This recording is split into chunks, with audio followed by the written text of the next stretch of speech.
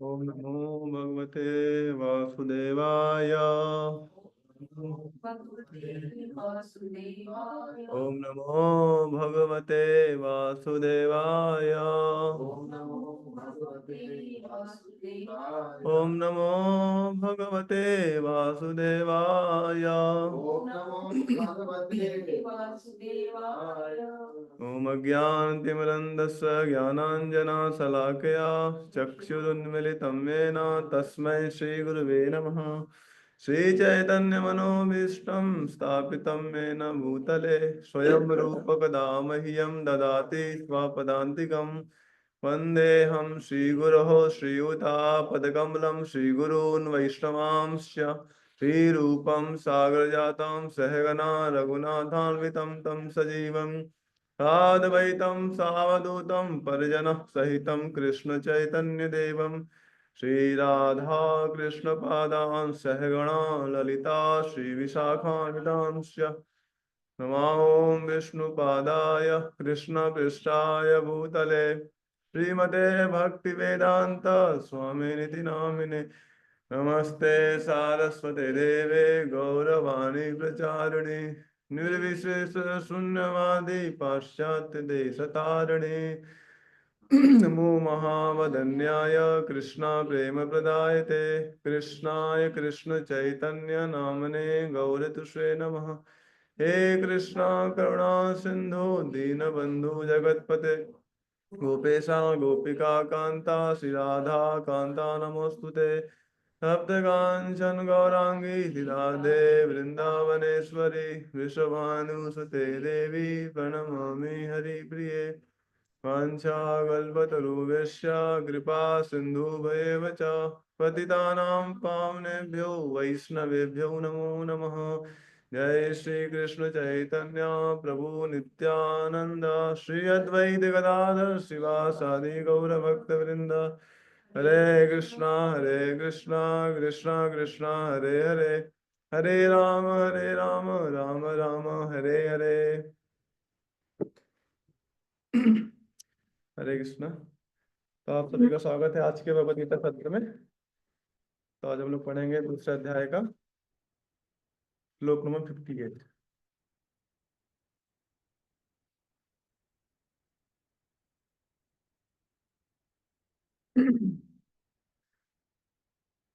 यदा संहारते चायं कुर्मोऽङ्गानीव सर्वशः इन्द्रियाणीन्द्रियार्थेभ्यः तस्य प्रज्ञा प्रतिष्ठितः। यदा संहारते चायं कुर्मोऽङ्गानीव सर्वशः इन्द्रियाणीन्द्रियार्थेभ्यः तस्य प्रज्ञा प्रतिष्ठितः। यदा संहारते चायं कुर्मोऽङ्गानीव सर्वशः इन्द्रियाणीन्द्रियार्थेभ्यः तस्य प्रज्ञा प्रतिष्ठितः। अनुवाद। जिस प्रकार कछुआ अपने अंगों को संकुचित करके खोल खोल के भीतर कर लेता है, उसी प्रकार जो मनुष्य अपनी इंद्रियों को इंद्र विषयों से खींच लेता है वह पूर्ण चेतना में दृढ़ता पूर्वक स्थिर होता है। तो ये जो श्लोक है ये तीसरे क्वेश्चन का आंसर है। तो जिस प्रकार हम पढ़ रहे हैं कि जो इस सेक्शन चल रहा है स्थित प्रज्ञा वाला, इसमें अर्जुन ने भगवान से 4 क्वेश्चन करते हैं। वो 4 क्वेश्चन क्या है? स्थित प्रज्ञस्य का भाषा समाधिस्य केशवा स्थिति किम प्रभासेता किमासी च व्रजेत किम। भगवान से अर्जुन पूछ रहा है कि वो जीवन मुक्त जो होते हैं, जो भक्त होते हैं जीवन मुक्त, उनके लक्षण क्या है, उनके उनके बारे में बताइए। तो 4 क्वेश्चन पूछ रहे हैं। पहला क्वेश्चन क्या है? स्थित प्रज्ञस्य का भाषा। भाषा मतलब लक्षण। उनके लक्षण क्या हैं? जो समाधि में स्थित है। ओ केशवा स्थिति धी किम प्रभासेत। फिर तीसरा दूसरा पूछ पूछ रहे हैं वो किस प्रकार वो बोलते हैं प्रभाषेता, मतलब बोलते मतलब कि कैसे वो अपने इंद्रियों को इंगेज करते हैं। किम आसीत, है ना, किस प्रकार वो बैठते हैं, मतलब कैसे अपने इंद्रियों को वो संयम में करते हैं जब इंद्रिय विषय के सामने आते हैं तो। व्रजेत किम, और किस प्रकार वो चलते हैं, और कैसे वो अपने इंद्रियों इंद्रियों को भगवान की सेवा में एंगेज करते हैं। ऐसे चार क्वेश्चन उन्होंने पूछा है, जिसमें से जो तीसरा क्वेश्चन है उसका आंसर भगवान देते हैं श्लोक नंबर 58 से लेके श्लोक नंबर 63 तक। ये पूरा एक सेक्शन है, 58, 59, 60, 61, 62, पांच क्वेश्चन, 5 श्लोकों में, 6 श्लोकों में भगवान ये आंसर करते हैं। तो हम लोग आज पहला श्लोक देखेंगे। तो इसका जो तात्पर्य है, प्रभुपाद जी बहुत ही सुंदर बोलते हैं, तात्पर्य पढ़ेंगे। किसी योगी भक्त या आत्मसिद्ध व्यक्ति की कसौटी है कि वह अपनी योजना अनुसार इंद्रियों को वश में कर सके, किंतु अधिकांश व्यक्ति अपनी इंद्रियों के दास बने रहते हैं और इंद्रियों के ही कहने पर चलते हैं। यह है यह है उत्तर इस प्रश्न का कि योगी किस प्रकार स्थित होता है। इंद्रियों की तुलना विषैले सर्पों से की गई है। वे अत्यंत स्वतंत्रता पूर्वक तथा बिना किसी नियंत्रण के कर्म करना चाहती है। योगी या भक्त को इन सर्पों को वश में करने के लिए एक सपेरे की भांति अत्यंत प्रबल होना चाहिए। वह उन्हें कभी भी कार्य करने की छूट नहीं देता। शास्त्रों में अनेक आदेश हैं, उनमें से कुछ करो या तथा कुछ ना करो से संबद्ध है। जब तक कोई इन करो या ना करो का पालन नहीं कर पाता, इंद्रिय भोग पर संयम नहीं बरतता है, तब तक उसका कृष्ण भावना अमृत में स्थिर हो पाना असंभव है। यहाँ पर सर्वश्रेष्ठ उदाहरण कछुए का है।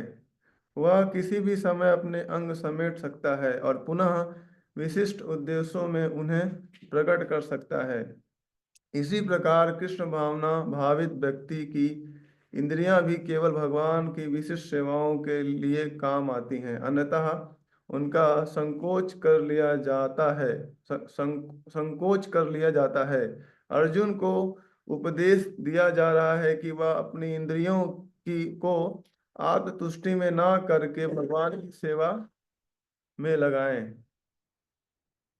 अपनी इंद्रियों को सदैव भगवान की सेवा में लगाए रखना कुर्म द्वारा प्रस्तुत दृष्टांत के अनुरूप है, जो अपनी इंद्रियों को समेट लेता है।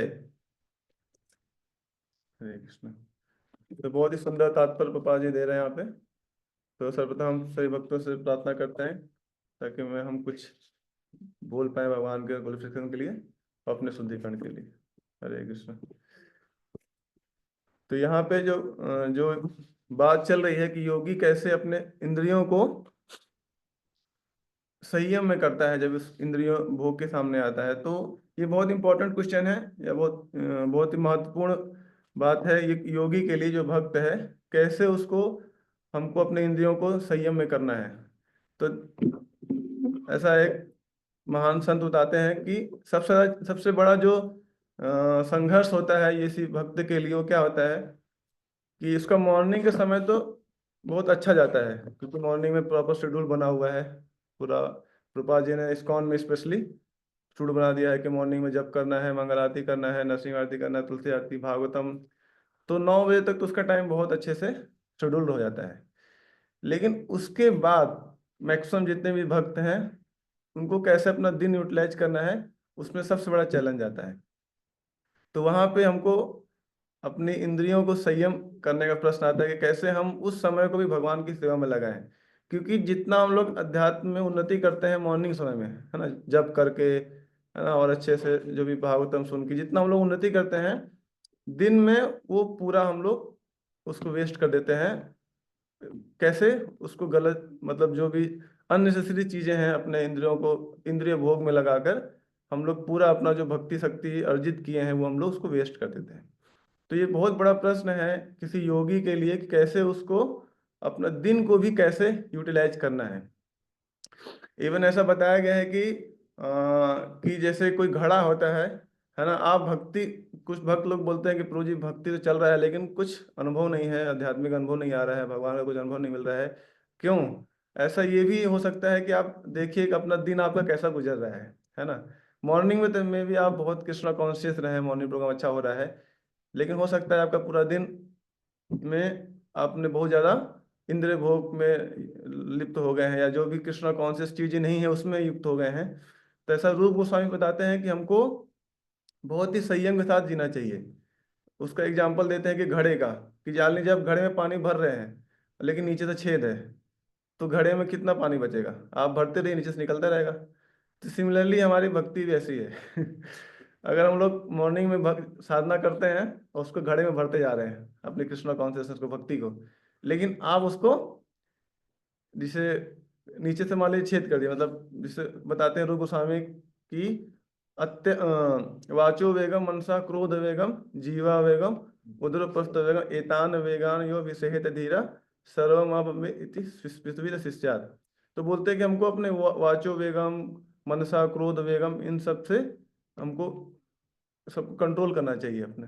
और अगला श्लोक बताते हैं अत्याहार प्यासश्च प्रजल्पो नियमः ग्रह, है ना, जन संग सद्गुण भक्ति विनश्यति। ये चार चीजें हैं, अगर इसको जो पालन नहीं करता उसकी भक्ति नष्ट हो जाती है। वो क्या है?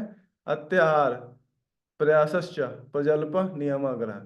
तो आप देखते हैं ये आप दिन भर में ये ऐसी एक्टिविटी कर तो नहीं रहे हैं, प्रजल्प तो नहीं ज्यादा हो जा रहा है, या त्योहार ज्यादा नहीं हो जा रहा है ना, ये ज्यादा प्रयास तो नहीं हम लोग कर रहे हैं जीवन के भौतिक चीजों के लिए, है ना, ऐसा है।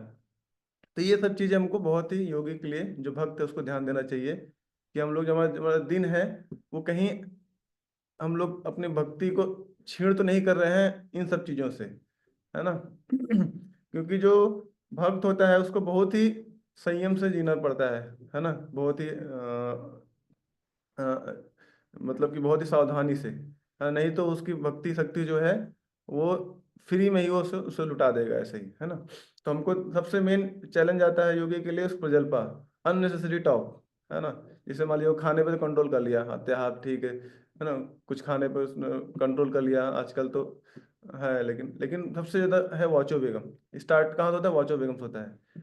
अगर आपने अपने जीवा पे कंट्रोल नहीं किया, वाचो बेगम कंट्रोल नहीं किया, तो सबसे बड़ा डेंजरस है। तो सबसे बड़ा चैलेंज इसमें आता है ना। क्योंकि प्रभुपाद जी बताते हैं कि जो व्यक्ति केवल कृष्णा कॉन्शियस टॉक करता है उसका जो मन है बहुत ही शांत रहता है ना। लेकिन जो दिन भर बोलता रहता है, कुछ न कुछ बोलता रहता है, उसका माइंड बहुत ज्यादा डिस्टर्ब रहता है ना। वो कभी भगवान को याद ही नहीं कर पाएगा क्योंकि उसका माइंड डिस्टर्ब है। योगी योगी के लिए जो मौनम है, मौनम जो सिद्धांत है बहुत इंपॉर्टेंट है मौनम का।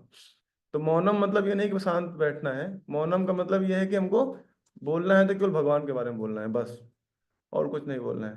तो अगर इवन एक बहुत बड़े हेड पापा के डिसाइपल हैं, वो बताते हैं कि कोई अगर 15 दिन प्रैक्टिस कर ले मौनम, मौनम मतलब केवल हम भगवान के बारे में बोलेंगे, कुछ नहीं बोलेंगे, कहते हैं उसको 15 दिन में भगवान का आध्यात्मिक अनुभव होने लगेगा उसको। 15 दिन बस वो इतना एक ठान ले कि हम केवल बोलेंगे तो भगवान के बारे में बोलेंगे और कुछ नहीं बोलेंगे, फिजूल कुछ नहीं बोलेंगे, है ना। उस कहते हैं उसको 15 दिन में उसको एक्सपीरियंस होने लगेगा, आध्यात्मिक अनुभव होने लगेगा। तो ये बहुत पावरफुल है। लेकिन हम लोग बोलते रहते हैं, बोलते कुछ भी बोलते रहते हैं, क्या होता है हमारा जो घड़ा है भक्ति का उससे छेद जाता है, और वो जितना हम लोग भक्ति शक्ति अर्जित करते हैं सब निकल जाता है। इसीलिए प्रभुपाद जी यहाँ बोल रहे हैं कि भगवान भी बोल रहे कि जैसे ही जो योगी होता है, जो जो यज्ञ प्रज्ञा प्रतिष्ठिता, जो ज्ञान में स्थिर जो योगी है, वो बहुत ही चालाक होता है। देख रहा है कहीं पर जलपा चल रहा है तो वहां से वो तुरंत कट लेता है, मतलब क्या अपने इंद्रियों को खींच लेता है। है ना। कहीं भी देख रहा है, कहीं त्योहार लोग फीस्ट कर रहे हैं ना, कोई पार्टी चल रहा है, तब प्रजल्पा चल रहा है, पार्टी चल रहा है, तो वहां से वो कट लेता है वो। तो अब देखेंगे बहुत ही सिंसियर जो डिवोटीज होते हैं वो केवल भगवान में ऑब्जॉर्व रहते हैं बस, न ज्यादा अननेसेसरी टॉक करते हैं एकदम। शास्त्रों में बहुत सारे एग्जाम्पल आते हैं, हम अभी डिस्कस करेंगे फ्यूचर में, अभी अपने सेशंस में, ऐसा है। तो और एक चीज था मैं भूल रहा हूँ उसको बताना। ठीक है, तो इस पॉइंट में बता रहा था कि जो प्रजल्पा वाला चीज है वो बहुत इंपॉर्टेंट है हमको। ये स्पेशली देखना है कि हमको दिन भर में जो हम लोग कुछ ऐसा चीज तो नहीं कर रहे जिससे प्रजल्पा हो जा रहा है ना। क्योंकि जब प्रजल्पा करते हैं, जब लूज टॉर्क करते हैं, तो मोस्टली वैष्णव अपराध होने का खतरा रहता है। जनरली आप देखिए जितने वैष्णव अपराध होते हैं हमारे जीवन में, वो लूज टॉक जब करते हैं तभी होता है। और जब वैष्णव अपराध करेंगे तो उससे भक्ति भी क्षय होगा। इसीलिए जो संत बताते हैं कि हमको प्रजल्पा से दूर रहना है, क्योंकि मैक्सिमम प्रजल्पा में there is chance to have Vaishnava अपराध। वैष्णव हम लोग जनरली जब दो साथ में मिलते हैं और कृष्णा का टॉक नहीं है, तो किसके बारे में बात करेंगे? या तो किसी भक्त के बारे में बात करेंगे, वक्त ऐसा है, या प्रसाद ऐसा था, या इसका ऐसा ऐसा हो गया है। तो ये सब वैष्णव अपराध में आता है। तो our talk should be about duty and about the Lord. या भक्त के लिए है, या भगवान के लिए, या भगवान की सेवा के लिए। इसी इसी प्रकार की टॉक होनी चाहिए, तो वो कृष्णा कॉन्शियस टॉक है। Otherwise it is like prajalpa, है ना, वो प्रजल्पा है, वो हमारी भक्ति को छीण करेगा, ऐसा है। तो हमने डिस्कस किया। और अब आते हैं, बात करते हैं इंद्रिय संयम में। तो तो इसमें जब प्रभुपाद जी इसमें बता रहे हैं कि जैसे बहुत सारे भक्त होते हैं जो, जैसे हम पिछले अध्याय में पढ़े थे हम लोग, पिछले श्लोका में, कि डिवोटी जो ट्रांसलेटर ऑस्टेरिटी करते हैं, है ना, जैसे जैसे वाचु वेगम है ना। तो जीवा वेगम है, तो जैसे एकादशी आता है, तो दूसरी फास्टिंग करते हैं डिवोटीज, है ना, फास्टिंग करते हैं। तो एक तो है कि जीवा से कुल भगवान का नाम लेना है उस दिन, है ना। और भोजन को बहुत ही कम कर देना है। बहुत लोग तो बिना कुछ ओनली फल पे रह जाते हैं, कोई लोग बिना खाए रहते हैं, और कोई लोग बिना पानी का भी रह जाते हैं। तो उस दिन इम्पोर्टेंट है कि हमको ज़्यादा से ज़्यादा भगवान का नाम लेना है ना। क्योंकि वो उपवास कर रहा है, तो भगवान के लिए कुछ ऑस्टेरिटी करेगा, तो उसके उसके हृदय में एक इच्छा आएगा कि मैंने भगवान के लिए ऑस्टेरिटी कर रहा हूँ, तो मैं उसको टाइम वेस्ट ना करूँ। ये बहुत सटल होता है। अगर कोई ब्रेकफास्ट लंच डिनर भी खा लिया एकादशी के दिन, है ना, तीनों टाइम प्रसाद ले लिया, अब देखिए उसके मुंह से हरिनाम निकलेगा ही नहीं, भजन नहीं कर पाएगा वो। क्योंकि हमको थोड़ा बहुत ऑस्टेरिटी लेना पड़ेगा भगवान के लिए, है ना। तो ऑस्टेरिटी तो बहुत लोग करते हैं, है ना। जैसे कुछ लोग हैं जो जैसे दो प्रकार के लोग होते हैं। एक तो ऑस्टेरिटी करता है, पैसे नहीं होते उसके बाद, मान ली कहीं किसी कहीं जा रहा है, किसी प्लेस पे जा रहा है, और उसको गरम गरम जलेबी बन रही है ना, उसका बहुत फेवरेट है ना। लेकिन अब उसको खाने का इच्छा हुआ है, लेकिन जेब में पैसा नहीं है। तो ये भी एक प्रकार से देखा जाए इंद्र संयम कर रहा है ना। लेकिन उसका पर्पज क्या है? भाई पैसा नहीं है, इसलिए नहीं कर पा रहा है। दूसरा व्यक्ति जो इंद्र संयम करता है, वो क्या है? वो बीमार है, उसको डॉक्टर बोला है कि भाई तुमको आलू पराठा खाना मना है ना, मतलब उसको टाइफाइड है, कुछ भी है, तो उसका इच्छा है करने खाने का, लेकिन वो मना है। तो उसका पर्पज क्या है? कि डॉक्टर ने बोला है। लेकिन जो भक्त होता है ना, वो एकादशी व्रत करता है, तो उसके हृदय में भाव क्या रहता है? कि ये भगवान की प्रसन्नता के लिए, है ना। तो ये देखिए भाव में अंतर हो गया, है ना। तीनों लोग ऑस्टेरिटी कर रहे हैं, लेकिन उसका जो भक्त का भाव क्या है? कि मैं भगवान की प्रसन्नता के लिए तपस्या कर रहा हूँ। और उसका हृदय में भाव रहता है कि मैं एकादशी क्यों व्रत ऐसा नहीं, उसको भूख नहीं लग रहा है। इवन देखा जाता है कि जिस दिन एकादशी होता है, तो ज्यादा भूख लगता है। सुबह से ही भूख लगने लगता है, अरे यार तो या भक्त लोग होते हैं एक दिन थोड़ा पहले ज्यादा खा लेते हैं, सोचते हैं कल ज्यादा देर तक टिक जाएगा, है ना, ऐसा कभी कभी होता है। तो उसको ही भूख लगता है, लेकिन उसके मन में भाव होता है कि मैंने इतने सारे जीवन वेस्ट कर दिया अपना, इतने मिलियंस ऑफ लाइफ टाइम में आया, इंद्रिय भोग में वेस्ट कर दिया, है ना, मैंने भगवान की भक्ति नहीं की। लेकिन ये जो जन्म है, भगवान ने मुझे मौका दिया है, तो ये जन्म मैं वेस्ट नहीं करूंगा, इस जन्म को मैं यूटिलाइज करूंगा भगवान की सेवा में, है ना। ऐसा है। तो डिवोटिस का ये भाव होता है कि क्योंकि भगवान इतने सारे जन्म हमको दिए, कितने हम योनियों में गए, इतने इतने हमको मार पड़ी हर जगह पे, है ना, डर डर भटके। लेकिन अभी एक मौका मिला है हमको भगवान की भक्ति करने का, तो हम इसको अच्छे से यूटिलाइज करेंगे। जो भी प्रोसेस दिया गया है भगवान, वो एकादशी व्रत करता है, जप करता है ना, ऐसा करके दिन रात भजन में लगा रहता है ना। इवन हमारे तुलसीदास जी बताते हैं दोहे में कि जो भक्त होता है वो कैसे दिन रात भक्ति में लगा होता है। अब प्रभु कृपा करहु यही भांति, सब तजी भजन करहु दिन राति। और वो भी जो प्रण लेता है कि जो भगवान की भक्ति करूंगा भगवान दिन भर, वो भी अपने से नहीं कर पाएगा, उसको भगवान की कृपा चाहिए होता है ना। अब प्रभु कृपा करहु यही भांति, सब तजी भजन करो दिन रात। मुझे आपका दिन रात भजन करना है ना, क्योंकि ये मनुष्य जन्म बहुत रेयर है, मुझे भी मिला है, और मैं इसको ऐसा वेस्ट नहीं करना चाहता। तो ये भगवान मुझे कृपा कीजिए ताकि मैं दिन रात आपके भजन में लगा रहूं, तो भगवान से ही आएगा, है ना, ऐसा है। तो भगवान की कृपा से ही हम लोग अब स्ट्रांग भक्ति कर सकते हैं, ऐसा है। तो अगर हम अपने लाइफ को प्लान नहीं करेंगे तो बहुत सारा टाइम वेस्ट हो जाएगा। तो डिवोटी का जो गुण होता है वो क्या है? अव्रत कालोत्तम।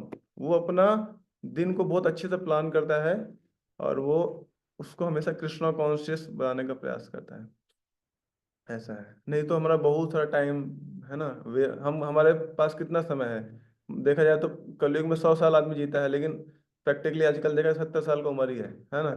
और प्रहलाद महाराज पूरा उसका विश्लेषण भी कर रहे हैं, कैसे व्यक्ति अपना 100 साल उसका कैसा बीत जाता है ना। कैसे अगर वो प्लान नहीं रहेगा तो कैसे उसका 100 साल निकल जाएगा और उसको पता भी नहीं चलेगा, और पता भी नहीं चलेगा, और तो जीवन पूरा वेस्ट हो जाएगा, है ना। तो प्रहलाद महाराज बताते हैं 7वें स्कंद के 6वें अध्याय में, कैसे कैसे व्यक्ति जो जिसका इंद्रिय कंट्रोल नहीं है, जिसने अपना प्लान नहीं किया है जीवन, कैसे उसका पूरा टाइम वेस्ट होता है ना। उन्होंने पूरा टाइम मैनेजमेंट के 3 श्लोक में पूरा टाइम मैनेजमेंट दिखा दिया है प्रहलाद महाराज ने। तो प्रहलाद महाराज बताते हैं, पुंसो वशतम ही आयुष्य अधर्दम चाति जितात्मनः निष्फलम यदसौ रात्रम सेतेन्धनम प्रति तस्तमः।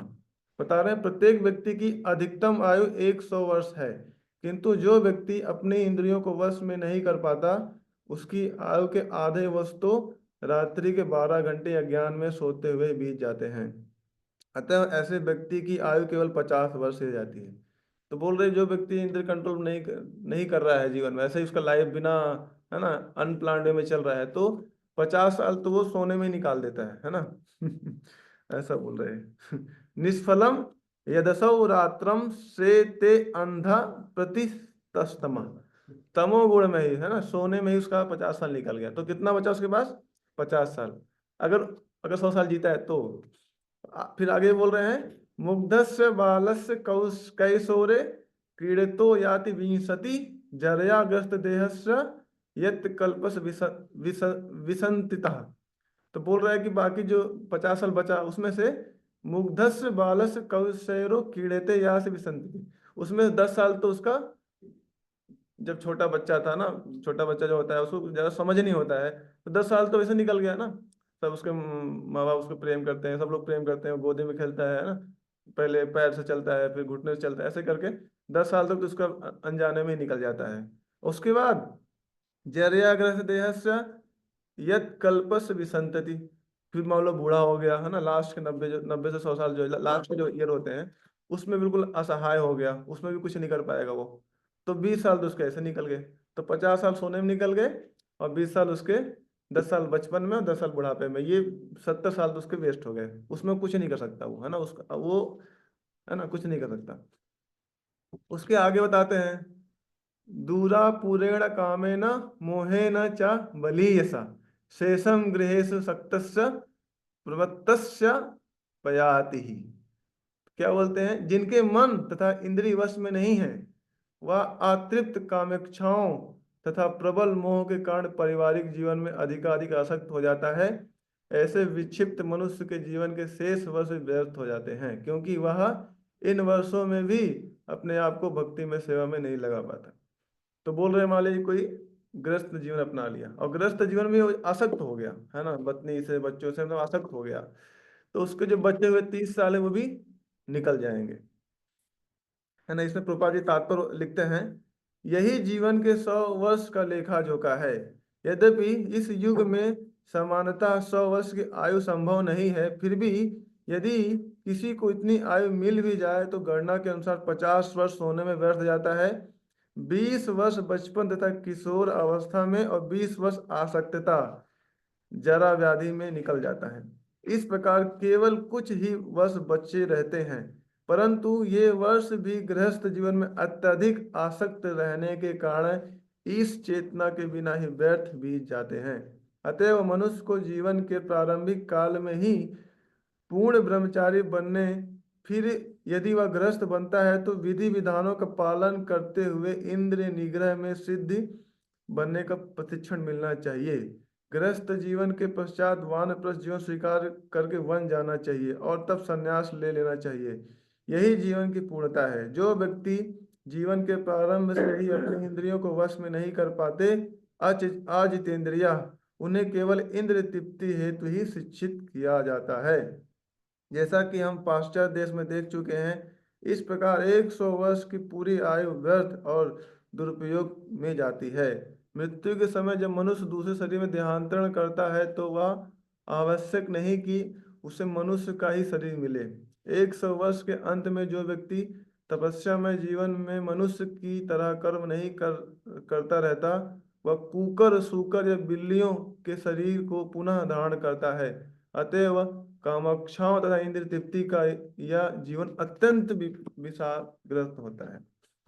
तो ऐसा प्रभुपाद जी पूरा विश्लेषण कर रहे हैं कैसे हमको बहुत ही प्लानिंग से, बहुत ही सावधानी से हमको जीवन को बिताना चाहिए। इवन कोई गृहस्थ है या कोई ब्रह्मचारी है, उसको भी पूरा विधि विधान के माध्यम से, है ना। कोई मान लो ब्रह्मचारी, वो भी टाइम वेस्ट कर रहा है ना, तो उसका भी कोई फायदा नहीं है। उसको भी भगवान की सेवा में लगना है, टाइम को कैसे यूटिलाइज करना है, ये इंपॉर्टेंट है ना। आगे एक श्लोक और बताते हैं। को गृहोसु पुनः सक्तम आत्मात्मम जितेंद्रिय स्नेह पास दृढ़ बंधम अस्सेहित विमोचितम। बोल रहे हैं ऐसा कौन मनुष्य होगा जो अपनी इंद्रियों को वश में करने में असमर्थ होने के कारण गृहस्थ जीवन से अत्यधिक आसक्त होते हुए भी अपने आप को मुक्त कर सके।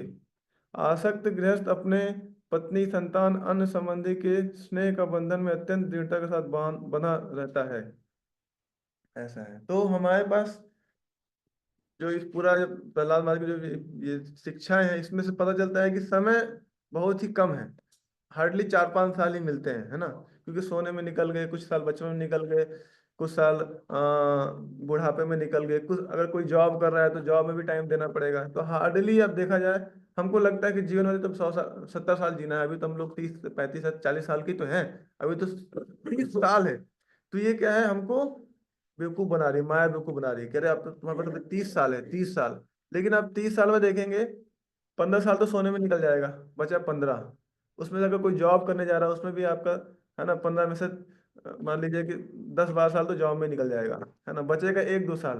तो हार्डली आप 1-2 साल ही रह गया है भगवान का भजन करने के लिए। उसमें भी अगर कोई इन अटैचमेंट है ना, उसको बहुत ज्यादा शक्ति है परिवार से, और भगवान में अटैचमेंट नहीं डेवलप किया है, भगवान का नाम नहीं ले पा रहा है, मॉर्निंग प्रोग्राम नहीं कर पा रहा है, तो उसका जो 3-4 साल वो भी वेस्ट हो जाएगा। तो आप देख सकते हैं कि हम लोग को इतना अच्छा अपॉर्चुनिटी मिला है जो कृष्णा कॉन्शियसनेस का, वो हमारा ऐसे ही निकल जाएगा। तो अगला जन्म जरूरी नहीं मनुष्य का मिले। प्रभुपाद जी बोल रहे हैं कि मान लीजिए ये जन्म निकल जाएगा, तो क्या गारंटी अगला जन्म मनुष्य का मिलेगा। तो इसीलिए हमको बहुत ही सावधानी से समझना चाहिए कि जो जो चैतन्य महाप्रभु का जो मूवमेंट है, प्रभुपाद जी का मूवमेंट चल रहा है, ये बहुत बड़ा अपॉर्चुनिटी है कि हमने इतने सारे जन्म ऑलरेडी वेस्ट कर चुके हैं, और ये हमको अपॉर्चुनिटी मिला है, तो इसको भी हमको बहुत अच्छे से इसको व्यतीत करना है ना। इवन एक हमारे एक लोमस ऋषि हैं, आप लोग सुना होगा इनका नाम, जो ब्रह्मा जी से भी ज्यादा साल जीते हैं, लोमस ऋषि।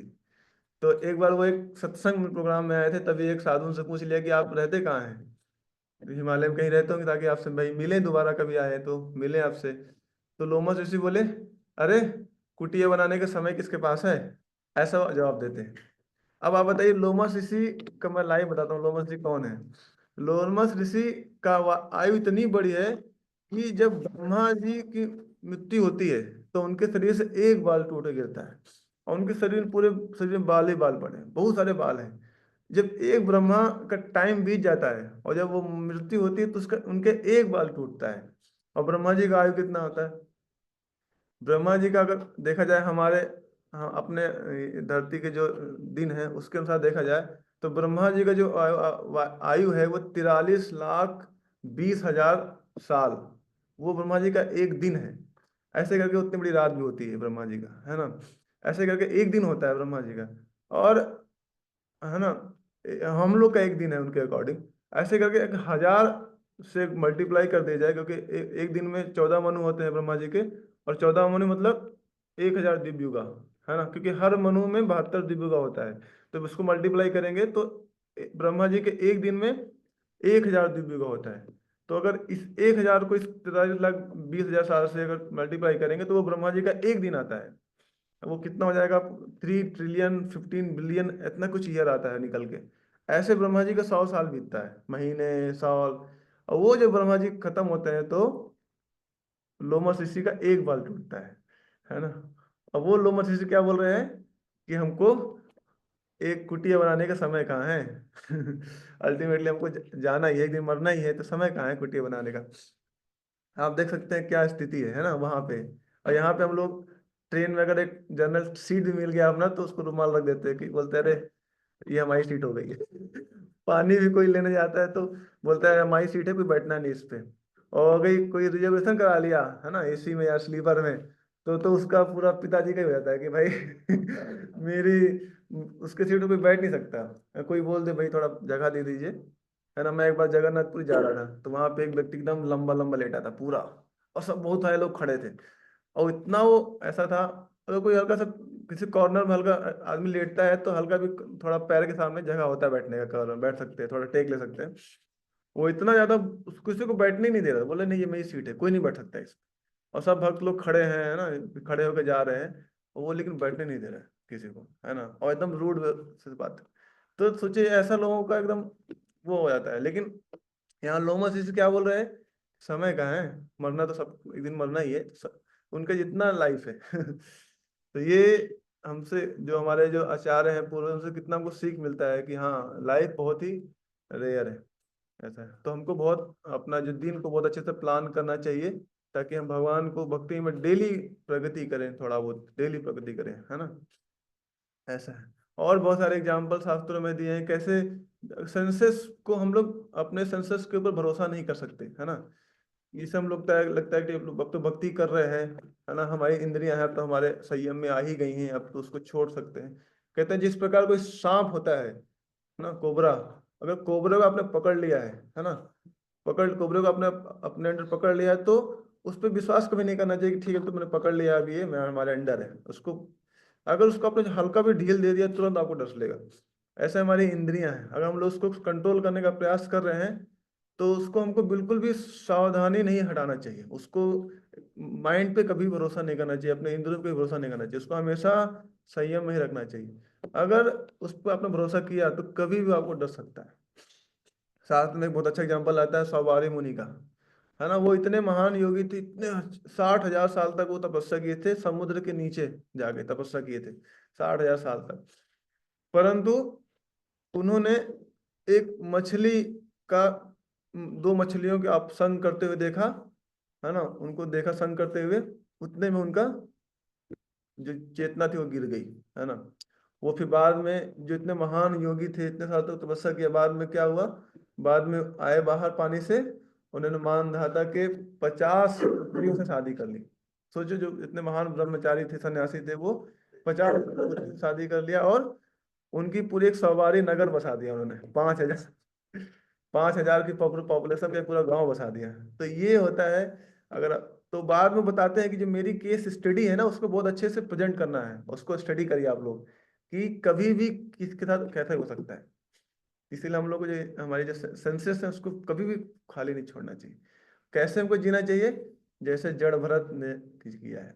आप देखेंगे जड़ भरत का जो जीवन है, वो हालांकि महान भक्त थे, उनके उनके पास जीवन का तीन जीवन का अनुभव था, लेकिन वो एकदम डम बने थे, एकदम बम बने थे, बिल्कुल कुछ बोलते नहीं थे, है ना। उनको जो भी मिलता था खा लेते थे, कुछ बोलते नहीं था। क्योंकि उनको टेस्ट का पता नहीं था, उनको सबसे ज्यादा अच्छा से पता था टेस्ट के बारे में, लेकिन फिर भी उनको जो मिलता था वो खा लेते थे। और उनके साथ कैसा व्यवहार किया जा रहा है, बिल्कुल उसको उसको मतलब रिस्पॉन्स नहीं करते थे, बहुत ही।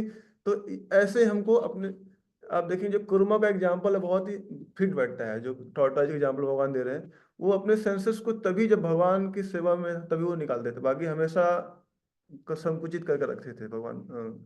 ऐसा इवन उनको तो जो जो डाकू लोग थे जिनको बलि चढ़ाने के लिए ले गए थे, उनको उनके उनसे भी उन्होंने अपने आप को बचाया नहीं, वो उनके साथ भी चले गए। ऐसा तो हमको एग्जाम पता होना चाहिए, जड़ भरत से बहुत ही सीख लेनी चाहिए कैसे हमको सेंसेस को यूटिलाइज करना है। लेकिन जब उनको मौका मिला बोलने का, जब जब देखे जो रहुगुणा था, जो राजा था, जो जा रहा था आत्म साक्षात्कार के लिए, है ना, वहाँ पे कपिल मुनि के आश्रम में जा रहा था ज्ञान प्राप्त करने के लिए। जब उनको मौका मिला तो वहां पे वो बोले, पहली बार बोले वो जड़ भरत, है ना, पहली बार उन्होंने आत्मा का ज्ञान दिया उनको। हमारे जो रघुगुणा राजा थे उनको आत्मा का साक्षात्कार ज्ञान दिया। और तो जब आत्मा का ज्ञान दे रहे थे उनको, रघुगुणा को, तो रघुगुणा तो राजा था, उसके हृदय में था तो मैं तो राजा हूँ ये तो ऐसे सुन रहा था, हाँ, आत्मज्ञान सुन रहा था, लेकिन उतना सीरियसली नहीं ले रहा था। तो बाद में जड़ तुमको बताया है कि तुमको क्या लगा तुम राजा थे, फिर बोलते हैं अहम पुरातीत भरत नाम राजा, कि मैं पहले भरत नाम का राजा था। जो इस देश का नाम जो भरत पड़ा है ना, भारत, वो मेरे नाम पे पड़ा था। मैं भी पहले भारत राजा था, राजा भरत था मैं। जब देख के वो पूरा दंग रहेगा, अरे तुम, आप थे भरत राजा? बोले, हाँ मैं राजा था भरत। लेकिन देखो इस जीवन में कुछ मेरे साथ क्या हुआ, देखो मैं अपने इंद्रियों में थोड़ा मैं आसक्त हो गया हिरण से। एक हिरण से आसक्त होकर मुझे 3 जन्म लेने पड़ गए। मुझे आजकल देखेंगे लोग कितने लोगों से आसक्त रहते हैं फोन व्हाट्सएप में कितने सारे नंबर हैं, इसको रिप्लाई करना, उसको रिप्लाई करना, इतने इतने सारे फोन में कांटेक्ट नंबर होते हैं, इतने सारे लोगों से आसक्त, उनको कितना जन्म लेना पड़ेगा? ये जब एक हिरण से आसक्त होने से 3 जन्म लेना पड़ेगा उनको, तो बाकी लोग को कितना जन्म लेना पड़ेगा? तो वो बताए, देखो मैं एक हिरण से आसक्त हो गया, मुझे 3 जन्म लेना पड़ेगा। तो पूरा मैं तीनों जन्म का एक्सपीरियंस बता रहे हैं भरत महाराज उनको, रघुगुणा को, ऐसा करके।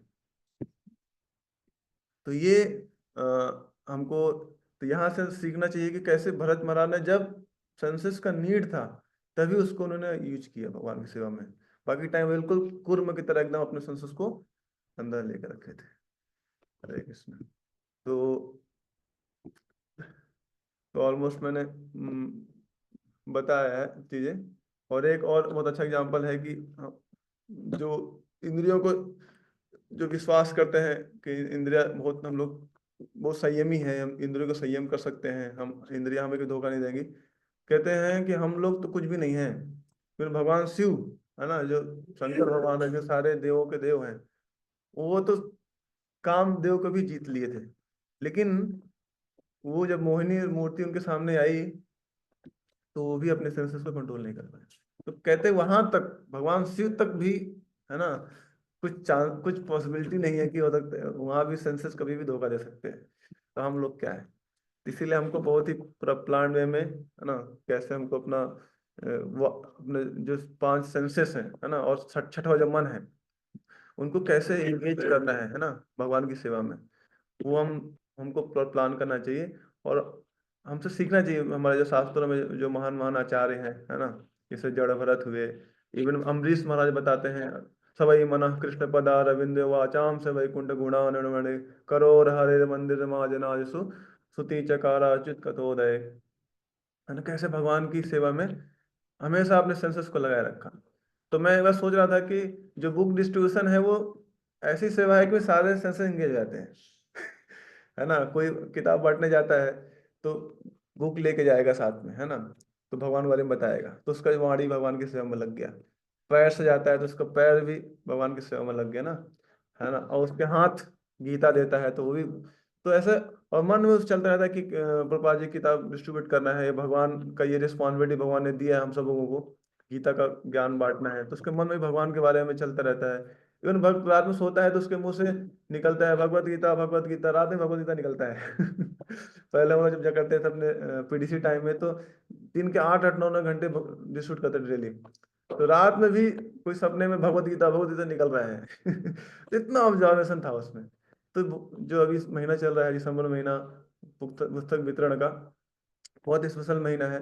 और ये ऐसा सेवा है कि इसमें सारे सेंसेस भगवान की सेवा में लग जाते हैं, है ना, और बहुत कृपा मिलता है प्रभुपाद जी का। और ये भगवान भी इससे खुश हो जाते हैं कोई गीता का वितरण करता है तो। हरे कृष्णा, समय हो गया है तो हम लोग यहाँ पे विराम करेंगे। किसी को कुछ कुछ अगर कुछ कमेंट करना है तो कर सकते हैं। यस भाई। वंडरफुल क्लास, थोड़ी सी नींद आ गई थी मुझे तो। मेरी रोज की आदत हो गई है, इसको मुझे सुधारना है। तो फिर क्वेश्चन है कि जैसे आपने शुरू में कहा कि पॉट में नीचे से छेद हो जाएगा, तो हम इधर से डालते जाएंगे उधर से निकलता जाएगा। तो मतलब जो हम भक्ति कर रहे हैं वो नष्ट हो रही है क्या, ये अर्थ है उसका, या कुछ और है? क्योंकि भगवान तो कहते हैं भक्ति नष्ट नहीं होगी। तो प्रभु जी का एक प्रश्न है डॉक्टर विनोद जी का कि जो पॉट है उसमें हम लोग ऊपर से भक्ति डाल रहे हैं लेकिन नीचे छेद हो जा रहा है, तो क्या भक्ति नष्ट हो जाती है, क्या होती है? देखिए भक्ति तो कभी नष्ट नहीं होती। वो तो हम लोग को पता ही है कि जो भक्ति है वो कहते हैं जैसे राधेश्याम प्रभु बोले थे उस दिन क्लास दे रहे थे कि हमने अगर एक दंडवत भगवान कर लिया, एक दंडवत मात्र, भगवान उसको कभी नहीं बोलते। कहते हैं चारों युग बीत जाए या पूरा एक कल्प बीत जाए, लेकिन भगवान को याद रहेगा कि इसने एक दंडवत प्रणाम किया है। तो भक्ति हमारी कभी नष्ट नहीं होगी। भगवान हमेशा, भगवान इज वेरी ग्रेटफुल, भगवान हमेशा कृतज्ञ रहते हैं, भक्ति कभी नष्ट नहीं होगी। ये हो जाती भक्ति ढक जाती है कुछ समय के लिए, जैसे हम लोग वैष्णव अपराध करते हैं तो भक्ति ढक जाती है ना। जैसे हमारा हो सकता है डिटर्मिनेशन थोड़ा कम हो जाए, भक्ति में उत्साह थोड़ा कम हो जाए, है ना, लेकिन जो आपने भक्ति कर लिया है वो उसमें कभी नहीं ढकेगी, है ना। भक्ति वो कभी खत्म नहीं होगी, है ना। मतलब हमारे जो इंथुजियाज्म उसमें कुछ कमी आ सकता है, जैसे हमारी भक्ति ढक जाती है तो हमारे उत्साह में थोड़ा कमी आ जाएगी, है ना। या ना मतलब रुचि कम हो जाएगी इस चीजों में, जैसे वैष्णव अपराध कर दिया तो। लेकिन भक्ति खत्म नहीं होगी, वो भक्ति जितना आपने कर लिया तो बची रहेगी। लेकिन हमको, ताकि हम लोग भक्ति में बढ़ते रहे तीव्रता से, उसके लिए बचना चाहिए कि प्रजल्पा नहीं करना है, अत्याहार नहीं करना है, प्रयास नहीं करना है, वैष्णव अपराध नहीं करना है, ताकि हम लोग भक्ति में डेली डेली बढ़ते रहे, आगे बढ़ते रहे, बढ़ते रहे, बढ़ते रहे। ऐसा है। ठीक है। ठीक है, तो टाइम हो गया। सूरज प्रभु रहेंगे हैंडल्स किए हैं। सूरज। हाँ, यस जी, कोई किसी कुछ प्रश्न है तो पूछ सकते हैं अनम्यूट करके। धन्यवाद प्राण। गुरु जी, जैसे आपने कहा ना कि प्रजल्पा नहीं करना चाहिए, तो हमारी सिचुएशन में ये कितना प्रैक्टिकल पॉसिबल और इसके क्या प्रैक्टिकल एप्लीकेशन हम लोग कर सकते हैं, उसको थोड़ा सजेशन देंगे क्या?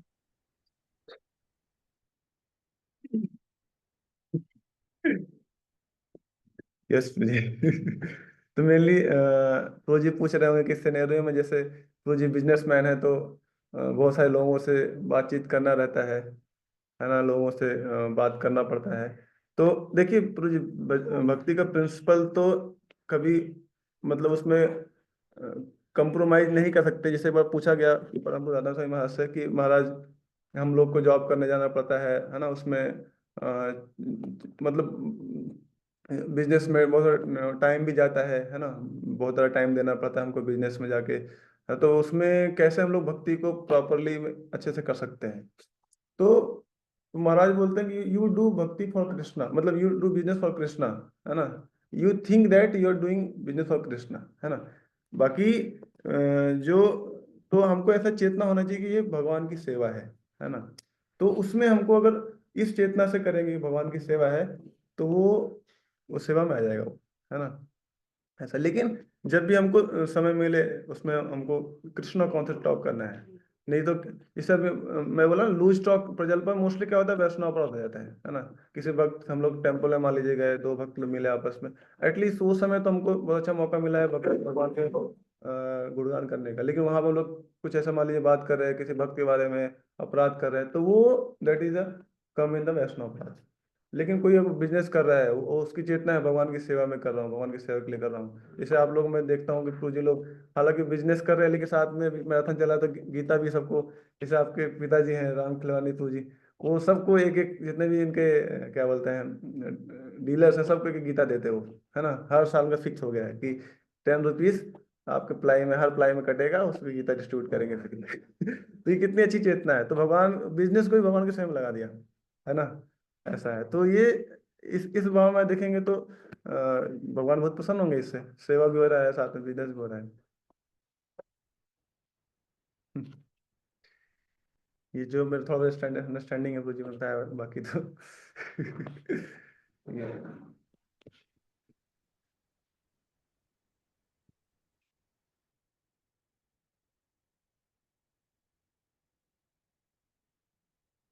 ठीक है प्रभु जी। Hare Krishna. Thank you very much for listening and tolerating. Hare Krishna. Srila Prabhupada की जय।